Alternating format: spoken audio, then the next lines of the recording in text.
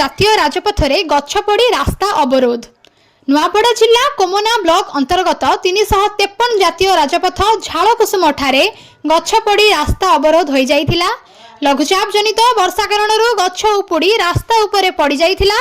एणु जातीय राजपथरे शह शह संख्यारे गाड़ी मोटर चलाचल करुथिले मध्य भाग्यवशत एथिरे कहार कौनसी क्षयक्षति न होइथिबा जणा पड़िछि। प्राप्त सूचना अनुसार रात्र 2टा समय एक विराट बड़ गछ उपुड़ी रास्ता उपरे पड़िथिबा बेले रात्र 2टा समय सकाल 9टा पर्यंत दीर्घ 8 घंटा पाखापाखी रास्ता अवरोध होई यातायात रे बाधा प्राप्त होइथिला। रास्ता उपरे गछ पड़ी रहिथिबा दमकल बाहिनी को खबर देइथिले दमकल बाहिनी खबर पाई घटनास्थल रे पहुंची दीर्घ समय धरी कठिन परिश्रम बलरे गछ काटी सफा करथिले।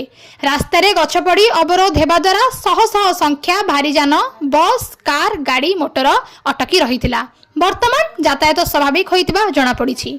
भागीरथी भोई को रिपोर्ट, प्रतिकार न्यूज।